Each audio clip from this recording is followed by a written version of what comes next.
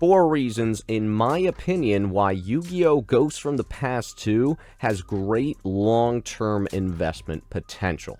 In a world full of Yu-Gi-Oh! Cards, grading, selling, buying, one card game remains supreme. One man has the insights you need to know. Watch and subscribe now. YugiohTube. What's up, YouTube? YugiohTube here, and welcome to this video. In this video, I'm going to provide you with 4 reasons why I think, in my opinion, Ghosts from the Past 2, just coming in a couple weeks, is going to have great long-term investment potential. Also coming up, I'm going to have 4 reasons why Ghosts from the Past 2 does not have great long-term investment potential, and it's up to you to look the risks, the upside, the risks and rewards, and up to you to decide whether you think that Ghosts from the Past 2 has great investment potential. This is not an investment advice video. This is me, a collector/investor, sharing his opinion on this upcoming product, which is very hyped. Now, without further ado, let's get into this video.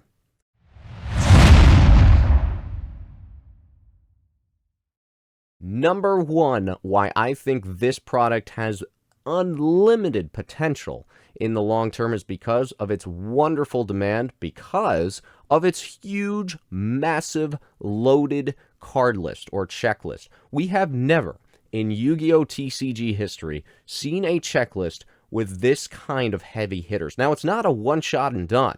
We see many products that have one super, super expensive pull, like the 5Ds era, where you have ghost rares. And if you don't hit a ghost rare, you're kind of out of luck. With the GX era, if you don't hit that one specific ultimate rare, you're out of luck.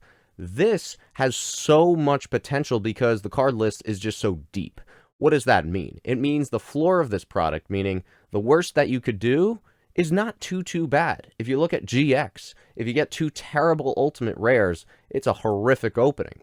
If you look at something like this, you have a decent enough shot to hit a ghost rare to where I think the floor, or the worst you can do if you were to buy a case, for example, is not too bad. The ceiling, or how high you can do, or how well you can do if you open up a case of this product, is unlimited potential. When you have a card list full of Blue Eyes, Red Eyes, Dark Magician Girl, Blue Eyes Ultimate, Cyber Dragon, Dark End Dragon, just to name a few of these ghosts, folks, this is absolutely stunning. If I would have said that Konami is going to put out a product with these kinds of ghosts all in one set, you would have said, I am absolutely bananas, I'm out of my mind, this is never going to ever happen. But here we are, coming in May of 2022, Ghosts from the Past 2 has so much nostalgic value that the demand is sky high for this product. People are pre-ordering this to oblivion. This is so hyped, and I've never seen a checklist this loaded ever in my 20 years of Yu-Gi-Oh! History. This product, the checklist, the card list, the demand is all there. And at the end of the day, when you're looking to invest long-term in the product, you say, what are my potential hits? And if you look at all these cards in the one product, there are so many big hits, so many big ones, that it makes this product so tempting for long-term value. Because if you look at this product and compare the card list to any other product that Yu-Gi-Oh! Has ever had, by far, bar none, this has the greatest checklist, potential pull list in Yu-Gi-Oh! History, in my personal opinion. And that makes it so darn tempting for long-term potential. Nostalgia, people love it. Ghost rares, people love it.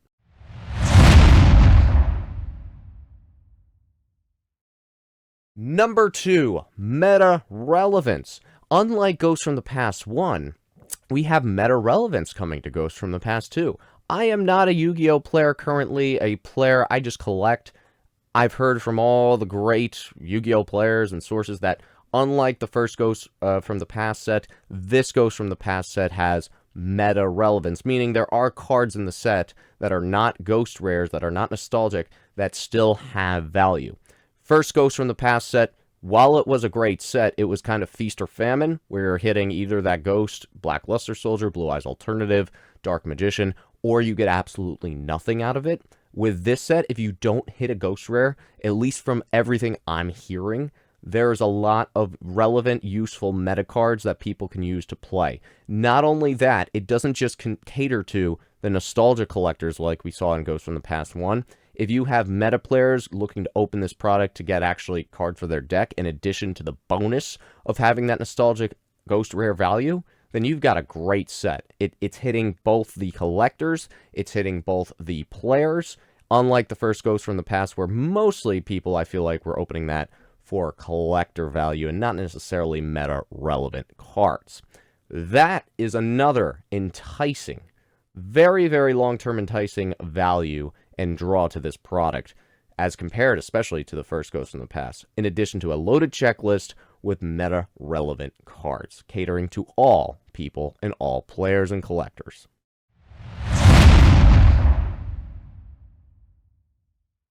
Number 3, this set has the ability to bring back older collectors into the game. This set reminds me of Pokemon Evolutions. Well, you're saying, why? Why does that happen? Now, again, I don't like to compare Pokemon and Yu-Gi-Oh, and I do think they have significant differences. But hear me out here. Pokemon Evolutions catered to the old school collectors when they put out the base set and reverse rares and reverse foils. This is also catering to not only, again, the players that we just talked about, but the collectors. You're bringing back people who played, let's say, for example, just the 5Ds era or the GX era. You got Dark Arm Dragon, you got Cyber Dragon. If someone played just the OG original Yu-Gi-Oh era, you got Blue Eyes, you got Red Eyes, and you got Dark Magician Girl. And of course, if you have people that stop playing even after that time, you still have Ghost Rares from those eras as well. So it's kind of going through the timeline of Yu-Gi-Oh! With this set checklist again, and it all revolves around this loaded checklist.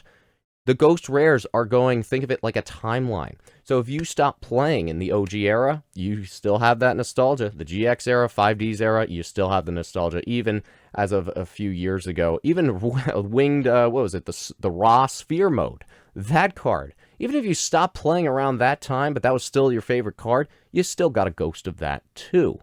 I mean, this set caters to so many people, to where as long as you played Yu-Gi-Oh! At some point in your life, as long as you collected Yu-Gi-Oh! At some point in your life, this set is going to bring back those memories. Not only that, with a Ghost Rare, which people absolutely love, how can you not love a reflective, shiny, rainbow foil type on your card? It's beautiful. I don't think anyone out there does not like Ghost Rares. I think it's impossible not to like Ghost Rares, and that's what makes them so special. In addition to the rarity, the just pure aesthetic of a Ghost Rare. It's special. It looks beautiful. And under the right light angles, man, some would argue it's the greatest rarity of all time.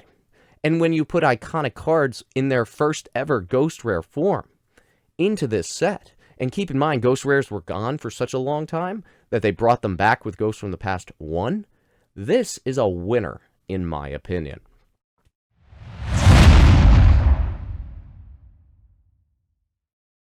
Number 4, the speculative take on this. Not guaranteed it's going to happen, but a number 4 reason why I think this could be a great long-term investment potential is if the Ghost Rares that come out of this set are not in perfect condition.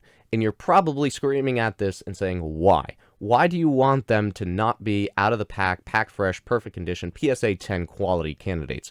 The reason I don't want that to happen, and again, this is just a speculative take on this, is because that would then mean that the PSA 10 conditions, or the prime quality card stock candidates, will hold really, really big time value in the long run. If every Ghost Rare that comes out of this set is perfectly made, then it just makes the draw and the allure of a PSA 10 or perfect condition card, or near perfect condition card, I should say, that much more invaluable. But if the cards come out of this set, and they do have some scratches on the foil, if they do have some corner problems, if the edges aren't quite nice as we want them to be, that makes the PSA 10 gem mint grade of those specific cards that much more alluring and valuable. Nobody wants a card that PSA 10, it doesn't make any difference. If every card was a PSA 10, then what's the value in a PSA 10 gem mint card? But with this set, with Ghost Rares, there has been significant problems when it's been coming to Ghost Rares in the raw set. In Ghost from the Past 1, the Dark Magicians had some really poor quality control. Gold Series Haunted Mindset, just horrific quality control. If this set has not great quality control with Ghost Rares, which based on history of Yu-Gi-Oh, we have seen that be a problem, then I think that could be a big-time positive for the long-term value of the set. Because again, when you have something that's hard to grade, it makes people want it more. It makes that card inherently rarer in a high grade. If everything comes out PSA 10 quality, which is possible as well, unfortunately, long-term, the value of a PSA 10 of that card just won't see that crazy skyrocket potential that we would see if the cards came out in poor condition, or at least less than stellar condition. If the gem mint % rate is low, I think that's a great thing for the long-term value, because there's going to be that potential home run hit when it comes to long-term speculative investing in this specific product. And that's all I have for you guys. I hope you enjoyed this video. Stay tuned for the top 4 reasons why you should not look to invest in Ghosts from the Past Volume 2. That also is a choice for you to make. Again, this is not a financial advice, financial investment video. This is me simply giving my opinion of the pluses and minuses of what I think this set's potential is. Until next time, I hope you enjoyed this video. Signing out.